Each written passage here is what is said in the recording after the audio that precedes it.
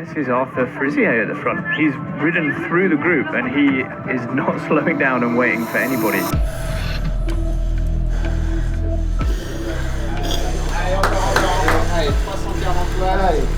He is trying to win again here at Xterra Greece. Hopefully it will stop him from falling off in the Czech Republic this year. And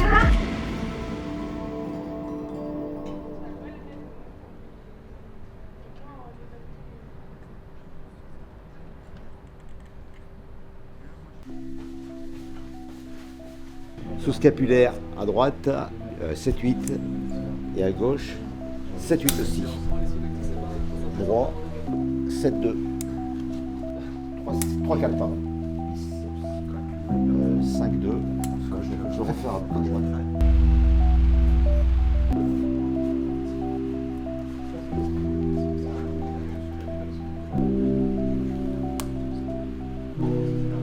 Prêt, donc 3, 2, 1, go.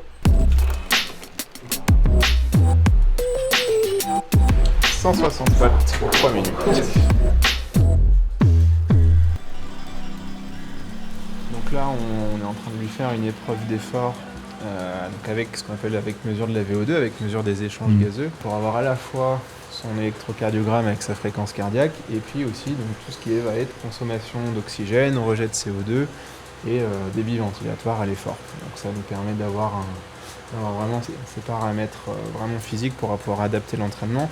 Sachant que là aujourd'hui on fait une épreuve d'effort qui n'est pas à visée cardiaque, qui est vraiment purement à visée entraînement, parce qu'on fait des paliers qui sont très très longs. Et du coup une épreuve qui dure entre 40 minutes et 50 minutes. Quoi. Donc, nous, quand c'est vraiment à visée cardiaque, on veut que ce soit plutôt court, soit 12-15 minutes max. Donc voilà, mais nous, ça va nous permettre, surtout pour les entraîneurs, d'adapter et d'avoir les paramètres à chaque palier. Vraiment, donc on verra mieux les seuils ventilatoires, on verra bien sa VO2 max. Donc voilà, c'est un peu l'idée de l'épreuve du jour.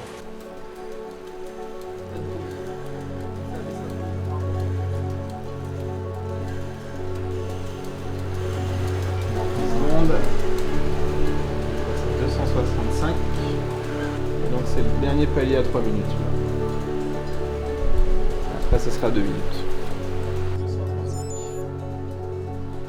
Et donc toi sur l'écran là tu regardes où pendant ce temps? C'est peut-être après que ça se joue mais...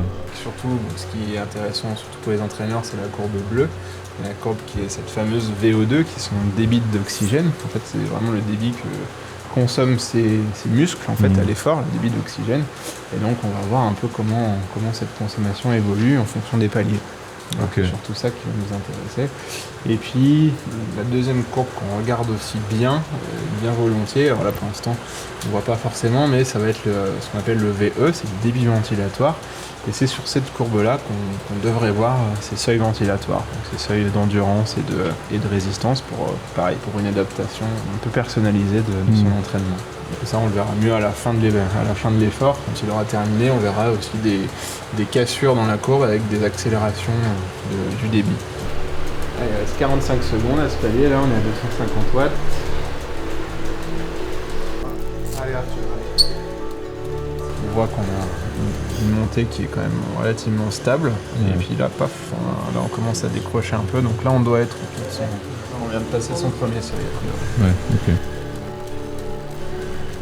Elle était à 165, là de fréquence cardiaque, on a fait 1 minute 30 à ce palier, il reste 30 secondes.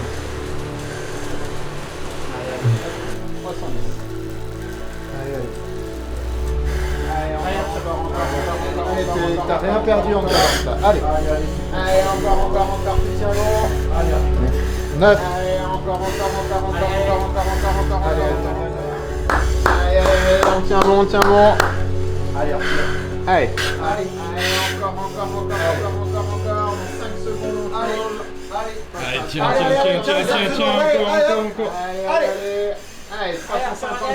Allez, c'est parti. Allez, on pousse. Allez, encore.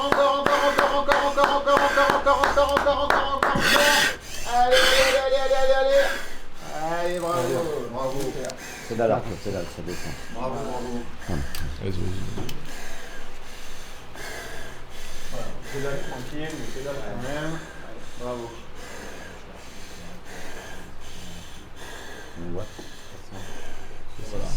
Si on se prend un peu en linéaire, on voit que ça décroche à peu près au niveau de VT2, là quand ça monte. Et là après, là par contre, ton deuxième seuil, on le voit super bien. D'accord. Et toi, on voit que tu as un très bon potentiel anaérobie parce que tu as vu ton deuxième seuil, il est là, et puis derrière, tu tiens encore très longtemps après ton deuxième seuil, quoi. Donc, ça va pas être 2 minutes, donc tu tiens 6-7 minutes. 160 BPM pour le SV1 à 265 watts et SV2 295 watts et 167 BPM. Donc en gros là pour Arthur, il est bon sur l'anaérobie, c'est ça il a qu'on un voit. très beau potentiel anaérobie. Alors en VO2 max, il est bon quand même, hein, donc il a quand même une très très bonne endurance. On voit notamment un premier seuil qui arrive relativement tard à l'effort quand même. Il en arrive quasiment aux 2/3 de l'épreuve, donc ça montre un très bon entraînement en aérobie, mais on voit quand même un très beau potentiel anaérobie à côté parce que après le deuxième seuil, il s'est passé du temps quand même. Et ça, tu vois vraiment des différences entre des cyclistes, selon les des profils, Xterra, on voit vraiment des...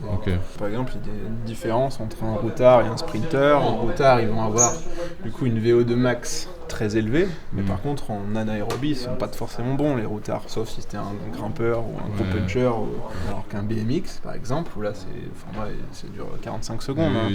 Eux, ils vont avoir une VO2 max plus faible, parce qu'ils ont un entraînement aérobie plus faible, mais par contre en anaérobie, eux, c'est que de l'anaérobie quasiment. Et du coup, ils vont avoir des plateaux qui vont durer plus longtemps, mais qui sont plus bas. Et ce que tu me disais, c'est vraiment un travail de 80% là, par exemple, et peut-être 20% dans ces dernières crêtes là. D'accord. Bon, et le mot de la fin, Arthur, c'est quoi alors? On va courir. Hein. Oui, c'est peut-être ça. Allez, ça s'arrête jamais. Hein.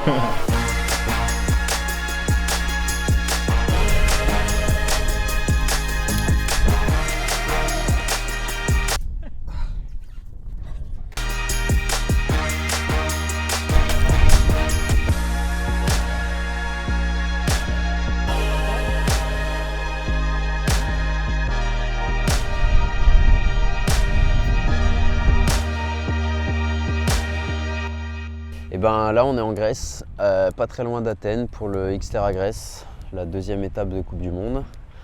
Donc l'objectif ça va être de conforter une place le plus haut possible. Il va y avoir une start list beaucoup plus dense et nombreuse qu'à Taïwan, donc plus de concurrents, voilà. Même si ça peut aussi m'avantager, m'intéresser. D'une part, c'est plus sympa de courir à nombreux, et d'autre part, ça fait des dynamiques de course un peu différentes. Et je pense que ça me réussit pas plus mal. Bienvenue dans ce nouvel épisode. Et oui, pour celui-là, on a pris un peu de retard, mais il s'agit en réalité du deuxième épisode. Le premier vous ayant fait découvrir l'île de Taïwan, ses habitants et sa course. Le second de la série sera alors tourné vers l'entraînement, comme vous venez de le voir, vers la science pour les plus geeks et comment Arthur l'applique. Quel a été le focus alors, si on parle de planif sur ces quelques semaines d'entraînement entre les deux compètes?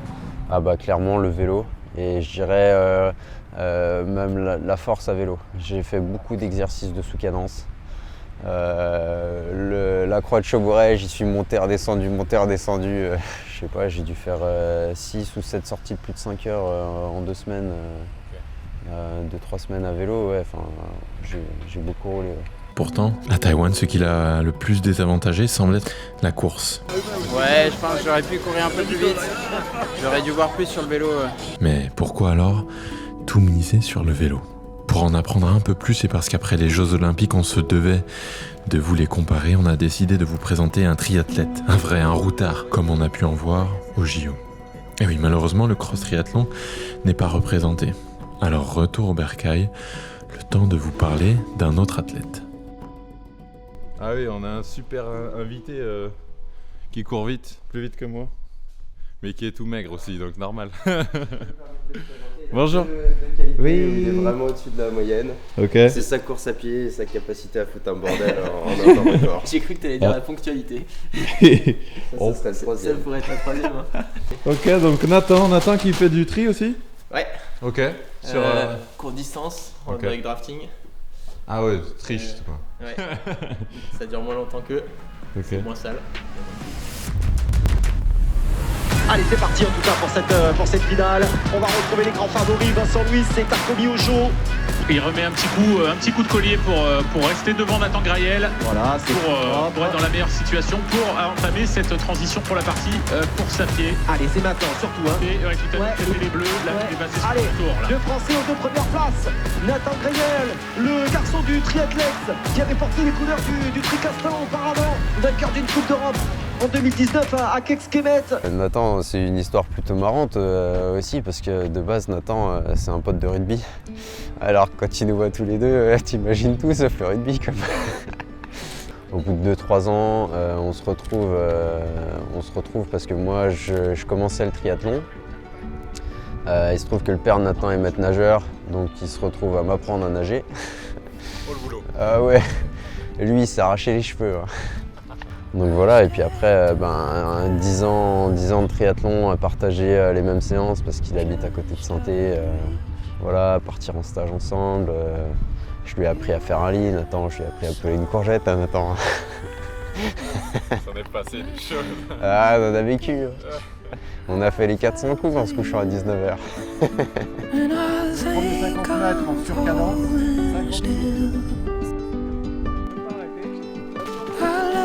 50 minutes. Mais ça, Mais...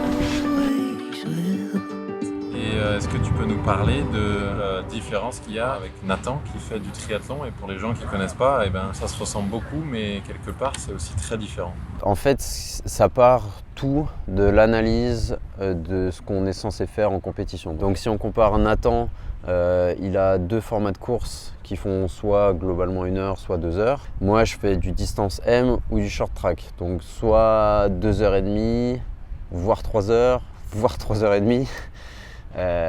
Soit du 30-40 minutes sur le short track. Donc déjà ça va induire des petites différences.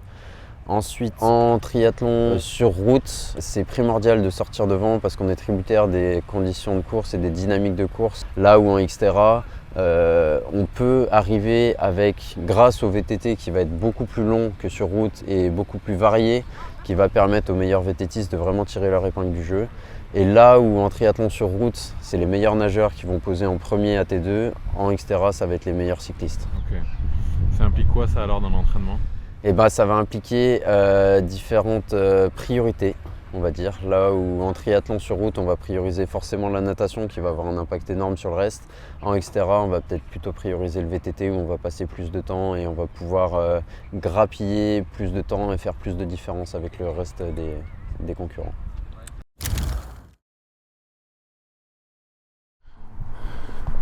Allez, on va retrouver un peu les loulous là.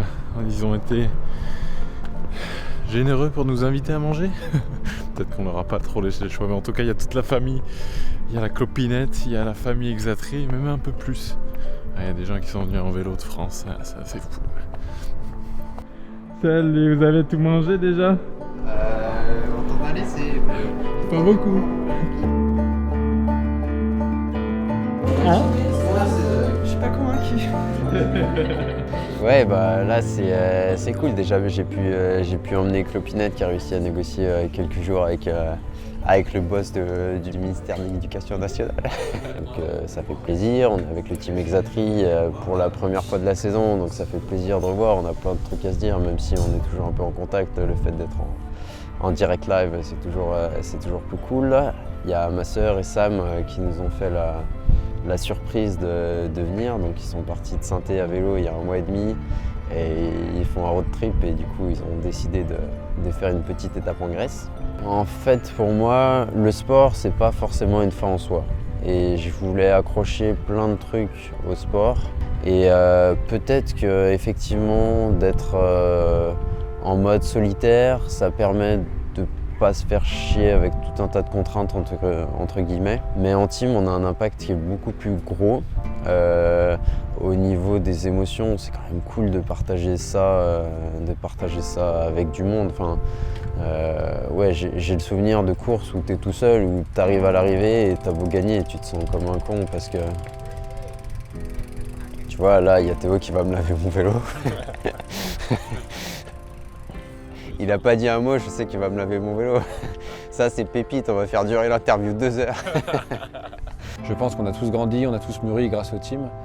Et on a partagé une belle tranche de vie déjà depuis ces quelques années ensemble et je trouve que c'est chouette. Et c'est des moments qu'on nous enlèvera pas. Et non, c'est cool, en vrai. J'aurais jamais pensé qu'on en arriverait à tel point. Fin 2021, non, t'avais pas fait une très belle fin de saison, ouais, c'était pas fou. Donc on est arrivés tous les deux en mode on sait pas trop ce qui va se passer. Et au final, moi je claque un maxi en vélo, Arthur va faire 2e de la course, donc vice-champion du monde, moi je fais 5e. On s'est quand même pas mal vu et encouragé. Et je trouve que ce qui est fort, c'est quand il m'a doublé, ça me faisait sortir du podium alors que j'étais dessus. Mais j'ai eu aucune frustration, j'étais content pour lui et je me dis que c'est peut-être ça qui est fort, c'est que la relation est plus forte que le fait de faire un podium sur un championnat du monde, chose que je n'avais jamais faite. Et ce partage, même en course, est vraiment intéressant. Ouais. Donc j'espère qu'on va le revivre, que je nagerai suffisamment vite et que je roulerai fort pour être avec lui et qu'on soit capable de se voir le plus possible en tête de course.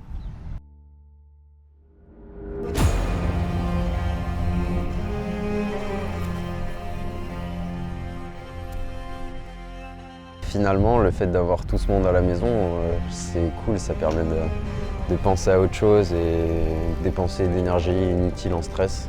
Entre le fait d'être tout seul dans ta piole d'hôtel, à rien avoir à faire d'autre que stresser et compter tes gels avant la course, typiquement, c'est là que le fait d'être en team, c'est top. Ladies and gentlemen, welcome to the second stage, Xterra Greece 2024, 1.5 kilometers swimming, ready to go.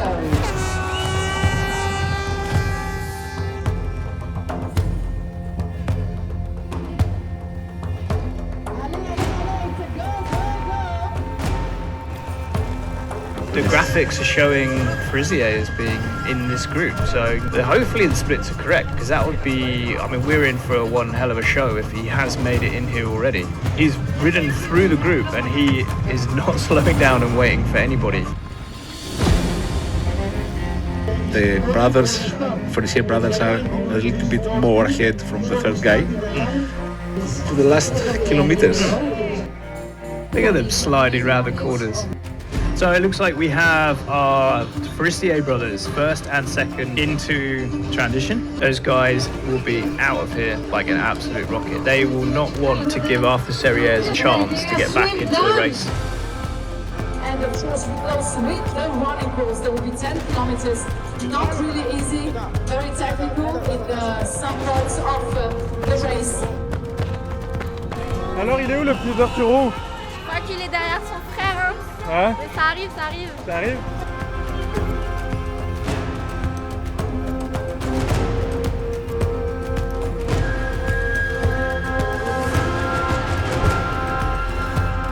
Frisier is back in the race venue already. I actually think he's lost. He's supposed to be on the beach at this point. So this might be a little bit interesting later on. So let's see Derby. That 15-second gap. Surprise, the biggest brother managed to grab the first place. Welcome, Arthur Frisier. Et où Félix?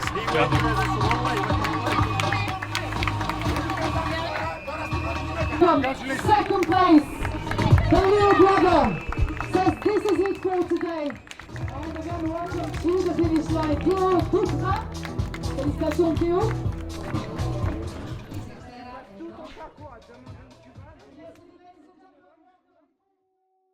Bon, Félix est un peu devant, mais je l'ai eu en visu quasiment tout le long. Je l'ai perdu un petit peu, puis j'avais l'impression de revenir un petit peu sur la fin. Et après, il a cafouillé sur la plage, là, mais là, pour le coup, je vois pas ce qu'il fait. Et du coup, je passe la ligne, convaincu d'être deuxième, mais en fait premier.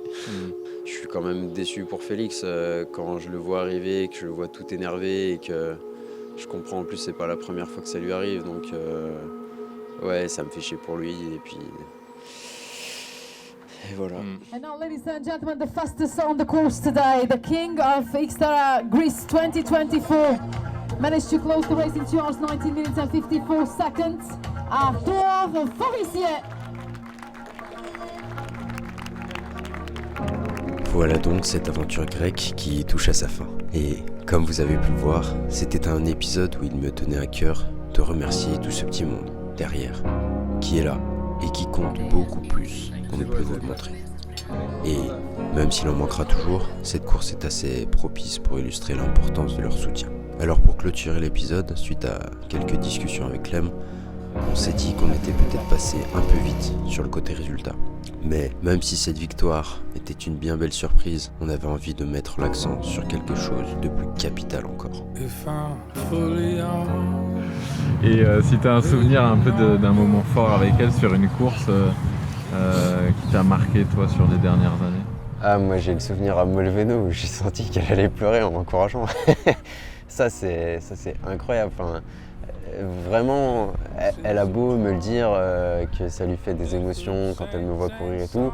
Là, je sentais dans sa voix que ça allait pas. Enfin, elle était vraiment submergée par l'émotion. C'est bizarre parce que à la fois, c'est le moment où tu es juste focus sur manger, courir. Et à la fois, tu entends ça et ça touche vraiment super profondément, je trouve. Et du coup, tu es un peu content pour elle, un peu fier de provoquer ça. Et tu as envie de t'arrêter et de la prendre dans tes bras, mais c'est pas le moment. Donc ouais, c'est... Bah, pareil, moi ça m'a un peu submergé à ce moment-là. Et d'évoquer ça, c'est fort aussi. Donc ouais, c'est vraiment un truc qui m'avait marqué ça. I could feel the winds are changing, getting further down the range. Truth is looking stranger than